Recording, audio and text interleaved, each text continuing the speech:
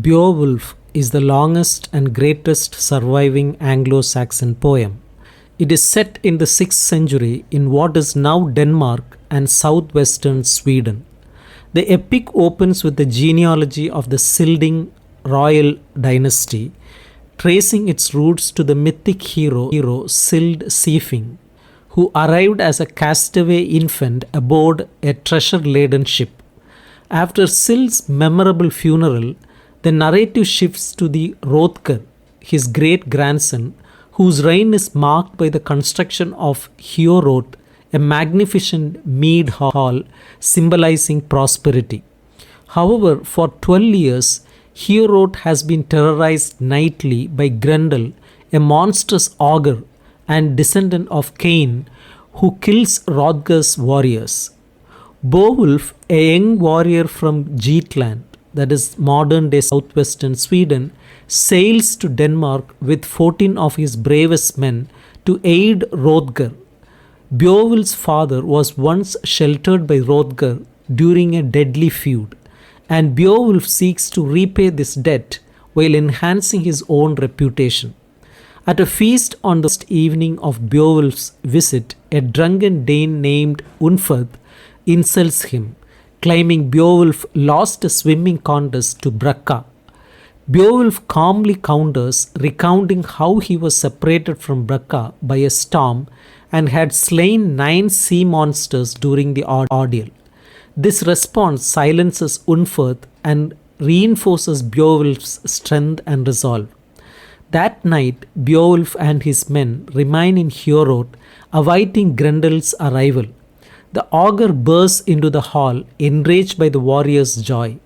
After killing one giant, Grendel reaches for Beowulf, who seizes his claw with a grip as strong as 30 men. The fierce battle nearly destroys Heorot, but Beowulf triumphs, ripping Grendel's claw from its shoulder. Mortally wounded, Grendel retreats to his lair, leaving his severed claw as a trophy, which is displayed prominently in Heorot. The next day, the Danes celebrate with a grand feast. Hrothgar's Skop, a bard, sings traditional tales of Danish victories and improvises a song about Beowulf's triumph. Queen Dwelthio, Hrothgar's wife, honors Beowulf with gold collar and her gratitude. After a night filled with joy, mead and song, the Danes and Geats retire, hopeful for peace after years of terror. After Grendel's defeat, his mother, less powerful but fiercely vengeful, attacks Heorot. That night, she retrieves her son's severed claw and kills Iskar, one of Hrothgar's trusted advisors, before retreating to her lair. The next morning, Hrothgar, Beowulf, and the men follow her tracks through a forbidding swamp to her mere, where they find Iskar's head on a cliff.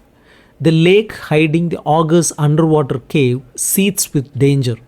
Armed with Runding, a sword gifted by the remorseful Unferth, Beowulf dives into the mere to confront her. Grendel's mother attacks Beowulf near the lake's bottom and drags him to her cavern. Inside, a fierce battle ensues, but Runding fails to harm her. She nearly kills Beowulf with her knife, but his armor, crafted by the legendary smith Wieland, saves him. Spotting a magical giant sword in the cavern, Beowulf seizes it and decapitates her with a single strike. A sudden unearthly light illuminates the cave, revealing Grendel's corpse and a hoard of treasure. Beowulf decapitates Grendel as well, but the magic sword melts to its hilt. He resurfaces with the head and hilt, leaving the treasure behind. Back in Heorot, Beowulf is celebrated with more gifts and a sermon from Hrothgar, who warns of the dangers of pride and the inevitability of time's passage.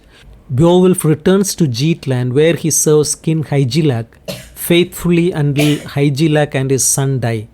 Beowulf becomes king and rules wisely for 50 years. However, his peace is disrupted when a fiery dragon, angered by the theft of a cup from its treasure, hoard by a fugitive, begins terrorizing the countryside.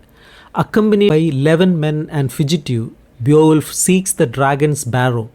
Insisting on facing the beast alone, he attacks, but his sword, Nageling, fails against the dragon's scales. As Beowulf struggles, only one warrior, Wiglaf, comes to his aid, while the others flee. Together they kill the dragon, but Beowulf sustains mortal wounds. Dying, he names Wiglaf his successor and requests a seaside burial mound as his monument. Beowulf's body is cremated on a funeral pyre, and the dragon's treasure is buried with him. His barrow overlooking the becomes a lasting symbol of his heroic deeds, remembered by all who pass.